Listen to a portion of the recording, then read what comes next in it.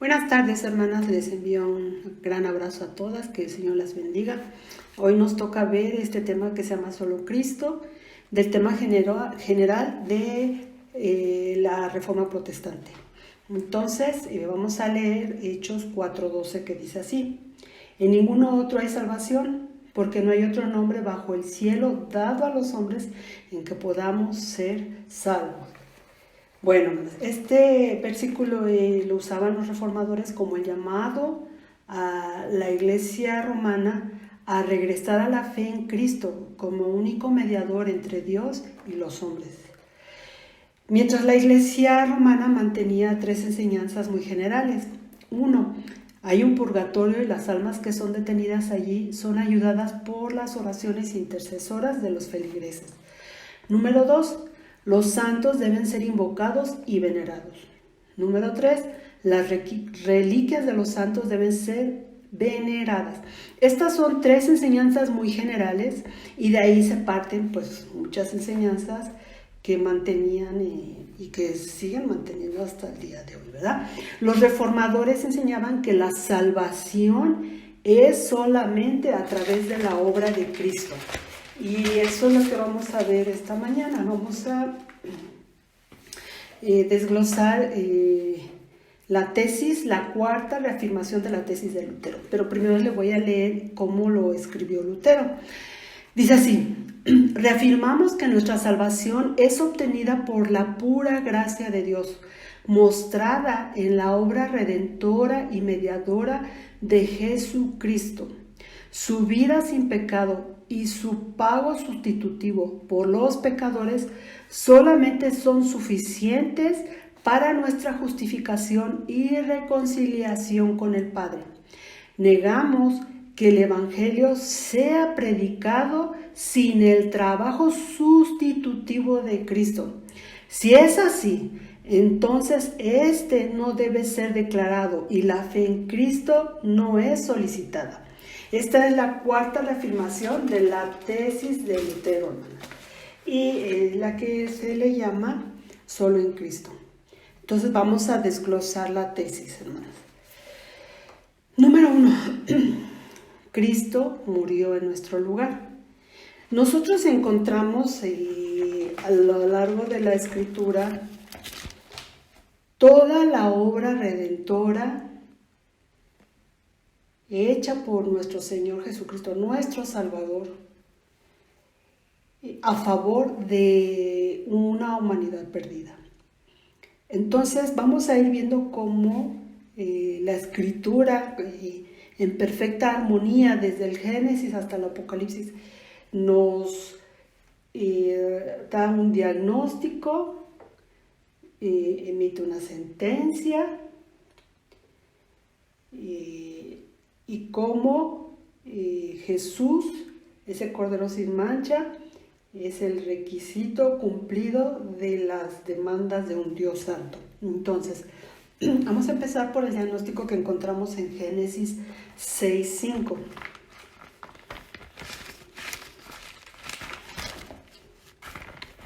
Génesis 6:5 dice así: Y vio Jehová que la maldad de los hombres era mucha en la tierra, y que todo designio de los pensamientos del corazón de ellos era de continuo solamente al mal. Ese diagnóstico, ¿verdad? Cuando uno va al médico, se presentan todos los detalles de los síntomas, y un médico pues finalmente tiene que llegar a un diagnóstico: qué es lo que este enfermo tiene, y bueno, cuál es el tratamiento para que este enfermo salga adelante. Podríamos decirlo también de igual manera, ¿verdad? Se presenta un diagnóstico. La maldad era mucha. Miren cómo dice Apocalipsis 18:5: porque sus pecados han llegado hasta el cielo, y Dios se ha acordado de sus maldades. Es parte de ese diagnóstico, ¿verdad? Una humanidad caída que se ha alejado de Dios y que solamente hay en ellos pecado, y es tanta su maldad que ha subido a los cielos. Bueno, así encontramos, ese es el diagnóstico, y luego tiene que venir, decíamos nosotros, si fuera un médico, un tratamiento, o qué propone un médico para solucionar esa enfermedad, esos síntomas, ¿verdad? Nosotros encontramos aquí en Ezequiel 18:20, lo que podríamos nosotros decir, lo que se requiere o la sentencia de acuerdo a este diagnóstico, una humanidad sumida en la maldad, en el pecado. Ezequiel 18:20 dice, en su primera parte, dice, el alma que pecare, esa morirá. Esa es una sentencia que, de acuerdo a la santidad de Dios, ¿verdad? Un hombre, una humanidad que su pecado es tanto que ha subido a los cielos, entonces la sentencia dice, el alma que pecare morirá. Luego nosotros en Isaías 53:6 nos dice cómo Dios mismo, ¿verdad? Y tiene un plan de redención para esta humanidad caída. Dice Isaías 53:6, todos nosotros nos descarriamos como ovejas. Ese es el diagnóstico de la humanidad, ¿verdad? Dice, ya leímos que dice, el alma que pecare esa morirá. Y aquí en Isaías, la segunda parte del 6, dice, cada cual se apartó por su camino, mas Jehová cargó en él el pecado de todos nosotros. Mas Jehová cargó en él el pecado de todos nosotros. En él ya hay se presenta un plan de redención, ¿verdad? Un plan de salvación para esta humanidad caída. Y aquí en Isaías 43:11, la escritura misma nos presenta, o Dios se presenta como que en Él mismo está el ánimo de la salvación, solo en Él. Dice, yo Jehová, y fuera de mí no hay quien salve. Es decir, que esa humanidad caída, ese hombre que no puede distinguir entre su mano derecha y su mano izquierda, que ha sido bombardeado en su corazón y en su mente por tanto pecado, que no tiene la capacidad de ni siquiera por sí mismo en voltear su rostro a Dios, de pedir perdón, de reconocer sus pecados, porque es un hombre que está cegado por el mismo pecado. Entonces Dios asume esto y dice, fuera de mí no hay quien salve. Aquí podemos nosotros usar este vocablo, ¿verdad? Solo en Jehová o está la salvación para esa humanidad perdida. Dios mismo asume, ¿verdad?, la salvación de la humanidad. Fuera de mí no hay quien salve. Entonces, hermanos, vamos viendo entonces un diagnóstico, una sentencia por ese pecado. Vamos viendo que Dios asume la salvación de esta humanidad perdida. Y luego vemos en el Nuevo Testamento cómo la Escritura nos va marcando que se requería, ¿verdad?, un cordero sin mancha, y que la Biblia dice que Jesús, ¿verdad?, voluntariamente se ofreció a sí mismo. Aquí vamos a leer primero cómo lo dice en 1 de Pedro 1:19.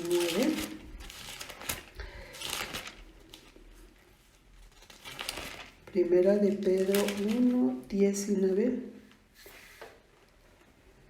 Voy a leerlo del 18 y el 19, dice así: sabiendo que fuisteis rescatados de vuestra vana manera de vivir, la cual recibisteis de vuestros padres, no con cosas corruptibles como oro y plata.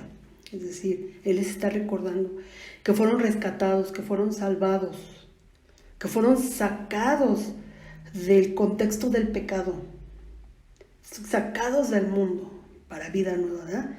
Pero que ese rescate no tiene que ver ni con el dinero, no tiene que ver con la plata, con el oro, ni con buenas obras, sino, dice él en el 19, sino con la sangre preciosa de Cristo, como de un cordero sin mancha y sin contaminación. Y recordemos que Isaías dice que la salvación es algo que le corresponde a Dios mismo, ¿verdad? Y entonces Él provee, Él da este cordero sin mancha, sin contaminación, que era un requisito, ¿no? Se requería para limpiar nuestras maldades. Luego en Hebreos 9:14, me gusta mucho este versículo, dice: cuánto más la sangre de Cristo, el cual mediante el Espíritu Eterno se ofreció a sí mismo sin mancha a Dios, limpiará vuestras conciencias de obras muertas para que sirváis al Dios vivo. Cristo mismo, Él dice, se ofreció a sí mismo. Él fue como cordero al matadero, ¿verdad? De acuerdo a como dice Isaías. Dice que Él mismo se ofreció y que Él era sin mancha, que era el requisito, Él cumplía el requisito de la santidad de Dios para el rescate de la humanidad. Bueno, entonces vamos a ir viendo cómo toda esta profecía mesiánica se va cumpliendo. Llegó el día en que se cumpliría, ¿verdad? Muchas veces hemos dicho que todo lo que encontramos en el Antiguo Testamento, todas las ordenanzas, todo lo que se hacía en el tabernáculo, toda la simbología, era sombra de lo que habría de venir. Y finalmente, toda esos tipos que ahora le llamamos el tipo de Cristo, el tipo de la salvación, se cumple perfectamente en la persona de nuestro Señor Jesucristo. Y aquí en Mateo 1:21 dice así: cuando el ángel se le presenta a José, lo voy a leer desde el 20 y 21, Mateo 1:20 y 21. Y pensando él en esto, he aquí un ángel del Señor le apareció en sueños y le dijo: José, hijo de David, no temas recibir a María tu mujer, porque lo que en ella es engendrado del Espíritu Santo es. Y dará a luz un hijo y llamará su nombre, porque él salvará a su pueblo de sus pecados. Y llamará su nombre Jesús, que es Salvador, porque Él salvará a su pueblo de sus pecados. Entonces lo que nosotros estamos viendo aquí, hermanos, es que la salvación era algo que era algo que Dios, que surgía o que salía del corazón de Dios. Él mismo iba a proveer la salvación para esta humanidad caída, ¿verdad? Y vemos aquí, empezamos a ver el cumplimiento de esa promesa, de esa profecía mesiánica, ¿verdad? Que Jesús sería el Salvador, el que iba a salvar a su pueblo de sus pecados. Luego, Juan, vamos a leer Juan 1, a ver, déjenme lo encuentro.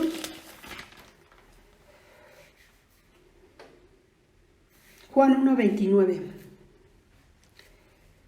Ya encontramos aquí a Jesús cuando venía con Juan, su primo, ¿verdad? Que lo iba a bautizar. Y dice así: al siguiente día vio Juan a Jesús que venía a él y dijo: He aquí el Cordero de Dios que quita el pecado del mundo. He aquí el Cordero de Dios que quita el pecado del mundo. Recuerdan que vimos ahí en Pedro y en Hebreos, ¿verdad? Como de un cordero sin mancha. Isaías también lo dice, Isaías 53, ¿verdad? Un cordero, como cordero fue llevado al matadero. Un cordero sin mancha, un cordero perfecto. Entonces aquí Juan, mediante también la revelación del Espíritu, ¿verdad? Dice: He aquí el Cordero de Dios que quita el pecado del mundo. Yo quiero que ustedes vayan viendo, hermanos, en estos versículos, que la Escritura perfectamente siempre, digamos, dirige su vista hacia Jesucristo como el único Salvador, el único que iba a cumplir o a llenar los requisitos, ¿verdad? Requisitos cumplidos en la persona y obra de nuestro Señor Jesucristo. Luego en Juan 14:6, Jesús mismo hace la afirmación de Él, ¿verdad? Él mismo afirma que Él es, ¿verdad? Se los voy a leer como lo dice aquí. Muchos de ustedes ya conocen este versículo. Dice: Jesús les dijo: Yo soy el camino y la verdad y la vida. Nadie viene al Padre sino por mí. Jesús mismo declara, ¿verdad?, que Él es el camino al Padre, solo Él. Y podríamos ir diciendo, solo en Cristo, solo en Jesús, ahí está la salvación, ¿verdad? Y de esta manera volvemos a llegar a esta afirmación del libro de Hechos, con el que me introduje. Es la declaración de Pedro de que no hay otro nombre en el cual nosotros podamos ser salvos. Dice: y en ninguno otro hay salvación, porque no hay otro nombre bajo el cielo dado a los hombres en que podamos ser salvos. Y si preguntamos, ¿cuál es ese nombre? La respuesta sería: solo en Cristo. Solo en Él, en Cristo podemos ser salvos. Solo en Cristo hay salvación. Luego vemos también en primera de Timoteo 2:5 que hay una conclusión del apóstol Pablo, ¿verdad? Que en su entrenamiento, digamos, hacia Timoteo, ¿verdad? Dice: porque hay un solo Dios y un solo mediador entre Dios y los hombres, Jesucristo hombre. Una vez más, ¿verdad?, encontramos esta afirmación, que solo hay un mediador, solo hay uno entre Dios y los hombres, Jesucristo hombre. Entonces, nosotros podemos llegar a o concluir, ¿verdad?, cerrar esta cuarta tesis de la Reforma Protestante, ¿verdad?, que el hombre cayó en pecado, según nos relata en Génesis, y ese era el problema más grande que enfrentaría la humanidad, que como humanidad nosotros enfrentaríamos, ¿verdad?, la caída del hombre, un hombre que fue expulsado del paraíso, de la presencia de Dios, a causa de su pecado. Ese sería el número 1. El número 2, que Dios se propuso rescatar al hombre. Dios mismo en su corazón se propuso rescatar a ese hombre alejado, ese hombre que había endurecido su corazón, ese hombre que se olvidó de Dios. Dios se propuso rescatarlo. Entonces nosotros afirmamos y decimos que la salvación es de Dios, ¿verdad? De acuerdo también como dice Isaías, porque Isaías afirma, ¿verdad?, que fuera de mí no hay quien salve. Isaías afirma. Número 3, Jesús es la respuesta a la necesidad de la humanidad caída. Jesús es la respuesta a la necesidad del hombre, solo Él, ¿verdad? Él es ¿qué se dice de Él en la Escritura? Un cordero sin mancha, que satisface la santidad de Dios, que murió en la cruz resucitó una vez y para siempre, y que fue declarado que en su nombre y solo en su nombre hay salvación.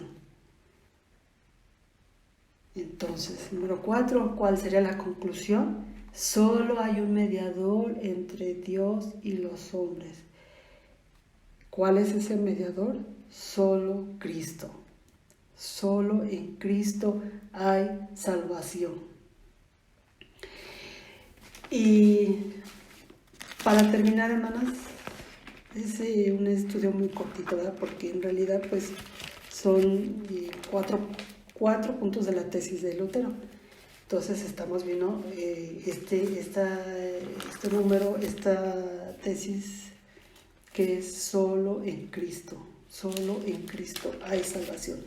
Y como dice Hechos 4:12, ¿verdad? En ninguno otro hay salvación, porque no hay otro nombre bajo el cielo dado a los hombres en que podamos ser salvos.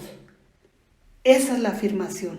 No hay otro nombre en que podamos ser salvos. Entonces, si nosotros remontamos nuestra mente, hermanos, si pudiéramos, ¿verdad?, volver a los tiempos de Lutero y darnos cuenta cómo Dios realmente levantó a este hombre, le habló al corazón, le abrió su mente, le reveló aquello que estaba ahí. La escritura estaba ahí, pero no la veían, ¿verdad? Porque dicen que la palabra revelar es descubrir algo que estaba ahí, que no lo veíamos. Entonces, Lutero y todos los hombres de su época no veían estas grandes verdades de la Escritura, que solamente hay un mediador entre los hombres y Dios, y que no hay nada que pueda hacer el hombre para ser salvo.